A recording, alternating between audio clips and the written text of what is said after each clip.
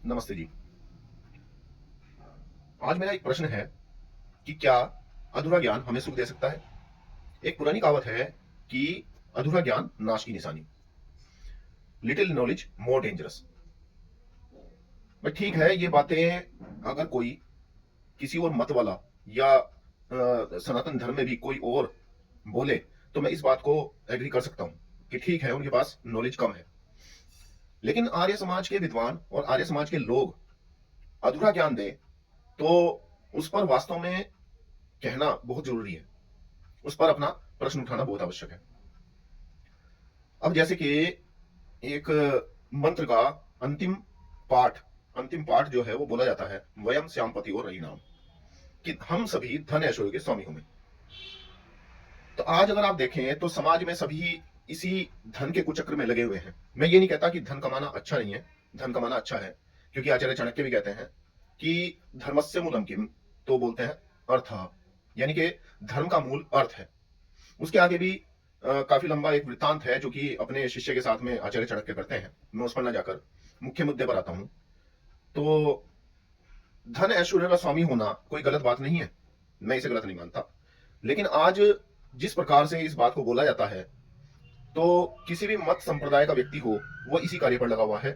और ज्यादातर धन वो अधर्म के लिए ही कमाया जा रहा है। कहते हैं, विद्वान भी कहते हैं और काफी महापुरुषों ने भी ये बात कही है कि जब धन आता है तो उसके साथ में बहुत सारी बीमारियां भी आती हैं, तो उन्हें भी आपको लेना पड़ेगा। तो अब आर्य समाज का जो ये अंतिम पार्ट बोला जाता है मंत्र का, तो वो ईश्वर स्तुति प्रार्थना उपासना का छठा मंत्र है। और ऋग्वेद मंडल 10 का सूक्त 121 का 10वां मंत्र है। जब हवन करते हैं तो सभी आर्य समाजी इस मंत्र को बोलते हैं। और मेरे ख्याल से शायद हो सकता है कि कुछ सनातनी भी जो हिंदू हिंदू हैं, वो भी इसे बोलते होंगे। ओम प्रजापते न त्वदेता निन्यो विश्वजातानि परिता बभूव यत्कामास्ते जुहुमस्तन्नो अस्तु वयम श्यामपतियो रयिणाम। तो इसका पूरा अर्थ जो है, वो पूरा अर्थ बताने में क्या दिक्कत है, मुझे ये नहीं समझ में आता। और मंत्र को केवल आधा ही बोला जाता है। सबसे अंतिम वाला जब अपने प्रवचन ये विद्वान लोग देते हैं या कुछ लोग देते हैं, तो वो केवल इतना ही बोलते हैं कि वयम श्यामपतियो रयिणाम। पूरा बोलने में कहा, मतलब मुझे ये नहीं समझ में आता कि क्या दिक्कत हो जाती है, पूरा क्यों नहीं बताया जाता।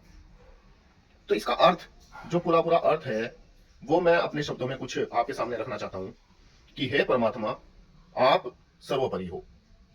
जड़ चेतन आदि जितनी भी वस्तुएं हैं, वो उन सब को आप तिरस्कार नहीं करते हो, आप सर्वोपरि हो। तो जिस जिस कामना को प्राप्त करने वाले हम लोग आपका आश्रय लेवे या वांछा करें, वांछा का अर्थ होता है इच्छा, चाहत, वांछा करें, उस पदार्थ की कामना हमारी सिद्ध होवे और हम सभी इस प्रकार से धन ऐश्वर्य के स्वामी हुए। ये इसमें अर्थ है। तो इसमें से ईश्वर को निकालकर केवल धन ऐश्वर्य का स्वामी बनने के लिए कह दिया जाता है, तो ये कहां तक ठीक रहेगा? जो मूल है, जिसने इस सृष्टि का निर्माण किया है, जो हमें धन आदि कमाने के लिए जो हमें उसने ईश्वर ने साधन दिए हैं, उसी ईश्वर का हम तिरस्कार कर देते हैं इतना सा ये मंत्र का अंतिम पाठ कहकर। इसलिए आज समाज में इतनी ज्यादा वैमनस्यता और जो धन के कारण जो अधर्म हो रहा है, वो इसलिए बढ़ रहा है क्योंकि पूरी बात कहने की हिम्मत हमें नहीं है।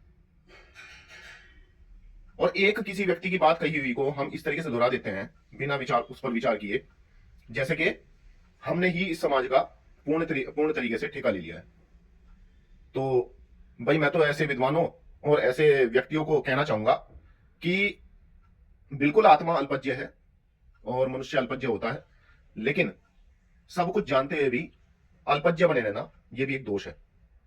तो मैं तो समाज के सभी लोगों से कहूंगा कि वो सभी ऐसे लोगों से सतर्क रहें, ऐसे लोगों को पहचानें कि वो वास्तव में अपनी अभिलाषाएं, अपने भोग विलास को पूरा करने के लिए महापुरुषों का नाम लेकर, कि वो भी उन महापुरुषों ने कहा है, इस महापुरुष ने कहा है, ऋषि ध्यान का भी नाम लेते हैं कुछ लोग, तो उन बातों को जाने, अपने भीतर विवेक पैदा करें, ताकि उस विवेक के द्वारा आप लोगों को जान पाए कि वो वास्तव में क्या इस तरह की बातें करने के लायक हैं या नहीं है।